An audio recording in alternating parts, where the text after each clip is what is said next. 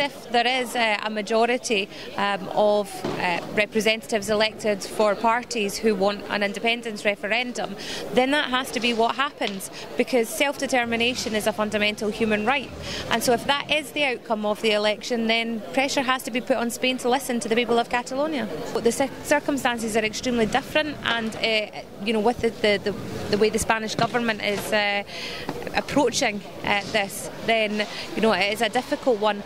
But I think that having a majority of pro-independence parties elected, if that's what happens at the end of the month, that will be a really strong mandate to go to the Spanish government. And the people of Europe and the other countries of Europe have to stand with the Catalan people if that's what they democratically decide to do.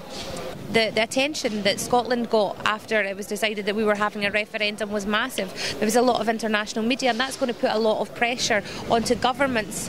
But if it's anything like the Scottish referendum, and I can only speak from that experience, most governments took no opinion on the referendum, and the ones that did were there at the behest of the United Kingdom government. We'll be putting pressure, I'll be putting pressure on certainly the Scottish government and other governments to stand with the people of Catalonia if that's what they decide is the democratic way to process.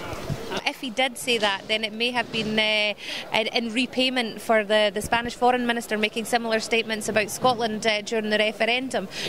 Clearly during the Scottish referendum there were acts at work and favours called in between governments to try and stop the people of Scotland from expressing their democratic opinion, which would have broken up the UK. They had more to lose than we did, and so they went all out. They brought in President Obama to speak against Scottish independence. So, clearly there are favours to be repaid, and the Spanish government doesn't want to lose Catalonia, clearly.